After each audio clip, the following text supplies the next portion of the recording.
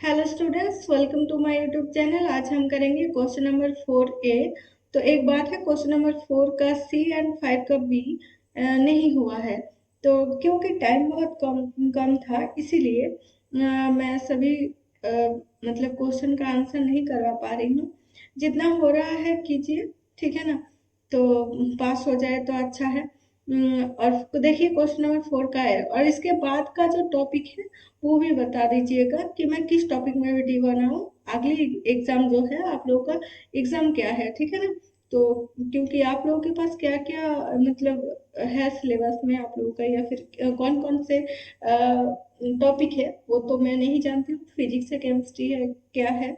तो आप लोग बता दीजिएगा कमेंट में, ताकि मुझे भी वीडियो बनाने में थोड़ी सी जल्दी हो, जल्दी मैं वीडियो डाल पाऊँ। तो देखिए क्वेश्चन नंबर 4 का ए, a merry-go-round with a radius of 6.0 meter is set rotating from rest in a clockwise direction and attain an angular speed of 0.50 radian per second in 100 seconds. What is the magnitude and direction of the torque experienced by the child of mass 30 kg uh, about the center of the merry-go-round if she is sitting at the distance of 3 metre from the centre. तो इसका हमें निकालना है torque, ठीक है ना। तो what is her rotational kinetic energy, तो ये दोनों हम निकालेंगे।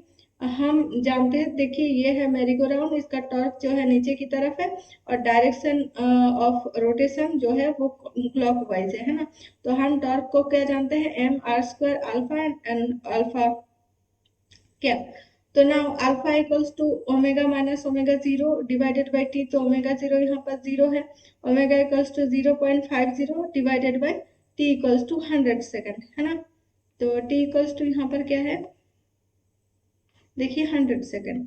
तो इसलिए यहाँ पर क्या हो जाएगा, 0.005 रेडियन पर सेकेंड स्क्वायर आ जाएगा, क्योंकि यहाँ पर भी एक सेकंड था।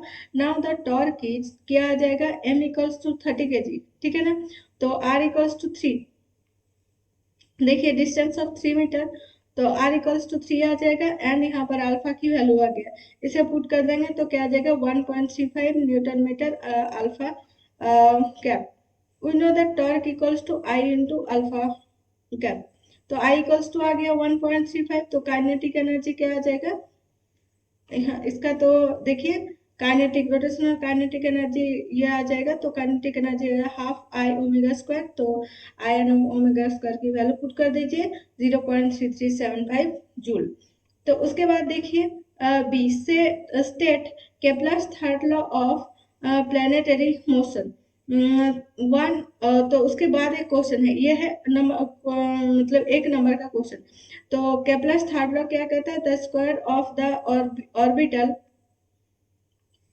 periods of the planets are directly proportional to the cubes of the semi-major axis of the their orbits। तो t का square equals to k a का क्यूब, ठीक है ना। तो ये जो है सेमी मेजर एक्सिस है, और t जो है ये क्या है हमारा, t जो है ऑर्बिटल है ना, ऑर्बिटल पीरियड। तो सेकंड पार्ट में जो है वो क्या है, one moon of Jupiter has an orbital period of 1.8 days। तो t दिया हुआ है, and it at a distance of 4.2 unit from the center। तो यहाँ पर a जो दिया है, a भी दिया हुआ है ना। another moon of Jupiter is distance of 10.7 unit, मतलब यहाँ पर a1 t1 मान लीजिए, ये a2 दिया हुआ है, हमें क्या निकालना है t2, ठीक है ना। तो t2 निकालने के लिए हम क्या लेंगे, let t1 and t2 be the orbital period of the Jupiter's moon and a1 a2 be their respective distance from the center of Jupiter। if mj तो m होता है मास, तो j जुपिटर का मास है, तो mj ले लिया है। अब the mass of Jupiter then t square equals to 4 pi square by G M A one cube, ठीक है ना। 4 पाई स्क्वायर यहाँ पर a1 cube divided by G M J. तो ये है हमारा फॉर्मूला। एंड T2 का square equals to 4 pi square divided by GMJ A2 का cube, given that T1 equals to 1.8, A1 equals to 4.2 unit and A2 equals to 10.7 unit. तो यहाँ पर 4 pi square equals to 4mj, ठीक है ना। तो T1 का square equals to A1 cube, तो T2 का स्क्वायर यहाँ पर देखिए 4mj, GMJ है, 4 मैंने लिख दिया, ये गलत है, G है यहाँ पर, है ना। तो देखिए इसके जगह पर 4 पाई का स्क्वायर GMJ के जगह पर T1 का स्क्वायर डिवाइडेड A1 क्यूब लिख दिया, और उसके बाद A2 का स्क्वायर, सभी का वैल्यू हमें मालूम है यहाँ पर, तो इसका वैल्यू हम पुट कर देंगे कहाँ पर, यहाँ पर। तो ये आ जाएगा 7.3 डेज, ठीक है ना। तो उसके बाद देखिए क्वेश्चन नंबर 5 है। क्वेश्चन नंबर ये सी जो है ये नहीं हुआ है, देखने के लिए ज़्यादा टाइम नहीं मिला, बुक में मैंने देखा तो ये तो मुझे मिला नहीं, मैंने ज़्यादा टाइम नहीं दिया यहाँ पर। तो 5 का A, calculate the average of the kinetic energy and the potential energy for simple harmonic motion over the complete cycle of oscillation, take phi equals to 0। तो the average of the kinetic energy and potential energy, तो ये हम कैसे निकालेंगे, the time average of kinetic energy over the complete cycle is defined as K equals to integration 0 to t ke dt divided bye t। तो k equals to half K square sine square omega omega 0 t plus 5, तो 5 यहाँ पर हम जानते हैं 0, तो 1/t integration 0 to t half K square sine omega 0 t plus 5 into D T, ठीक है ना। तो यहाँ पर ये देखिए टर्म जो है कांस्टेंट है, इसे हम बाहर ले आए, तो के स्क्वायर डिवाइडेड बाई 2t ये हम लिख लिया, 0 to t sine square omega 0 t plus 5 and D T. तो 5 की जीरो वैल्यू क्या है यहाँ पर, 0 है ना। तो 0 पुट कर दिया, इसके बाद क्या मिल गया हमें, के square divided by 2t 0 to t sine square omega 0 t dt। तो इस ये जो है ये क्या मिलेगा हमें, 1 माइनस कॉस 2t। देखिए यहाँ पर हम जानते हैं cos square theta minus sine square theta, तो this is equals to cos 2 theta. तो इस यहाँ पर साइन स्क्वायर थीटा, तो साइन स्क्वायर थीटा इसे हम 1 माइनस साइन स्क्वायर थीटा कर लेते हैं, तो 1 minus 2 into sine square theta, this is equals to cos 2 theta, है ना। तो उसके बाद यहाँ पर sine theta sine square theta, तो दिस इज इक्वल्स टू क्या मिल गया हमें, cos 2 theta, 1 minus cos 2 theta divided by 2। तो उसकी जगह पर यहाँ थीटा के जगह पर क्या है हमारा ओमेगा 0 t, ठीक है ना। तो वो हमने लिख लिया, तो के square divided by 2t into ये देखिए 2 है मतलब 1/2, ये हमने बाहर ले आए, ये जो है कॉन्स्टेंट है तो बाहर ले आए। तो उसके बाद क्या आ जाएगा 1 minus cos 2 omega 0 t dt। तो के square divided by 2 into 2 4t, and इसको हम कर लेंगे तो 1 का आ जाएगा t, एंड cos mx का क्या आ जाता है integration sine mx divided by m। तो इसके लिए sine 2 omega 0 t divided by 2, ठीक है ना, 0 to t, तो 0 पुट कर देंगे तो ये दोनों 0 आ जाएगा, t पुट करके उसका वैल्यू लिख लेंगे, तो half into sine 2 omega 0 equals to 2 pi by t है, ठीक है ना, उसका वैल्यू पुट कर दिया, t कैंसिल आउट हो गया। देखिए तो यहाँ पर देखिए साइन यहाँ पर क्या आ जाएगा, हाफ साइन 4 पाई आ जाएगा, है ना। तो यहाँ पर जो है हमने लिख लिया यहाँ पर 4 सॉरी के ए का square divided by 4t t minus half sine 4 पाई, ठीक है ना। तो के का square divided by 4t and t minus यहाँ पर 0, तो के ए का square divided by 4t into T था, है ना। तो टी कैंसिल आउट हो गया, 4 आ गया। सिमिलरली p इक्वल्स टू हम क्या जानते हैं, half K square cos square omega t omega 0 t plus 5। तो p इक्वल्स टू ये सेम आ जाएगा के ए का स्क्वायर, तो यहाँ पर कॉस स्क्वायर जो है इसे हम क्या लिख लेंगे, तो cos square theta minus sine square theta, this is equals to cos 2 theta, यहाँ पर ही हम कर लेंगे कॉस स्क्वायर थीटा माइनस आ जाएगा 1 and plus cos square theta, 1 minus cos square theta कर लेंगे तो कॉस 2 थीटा।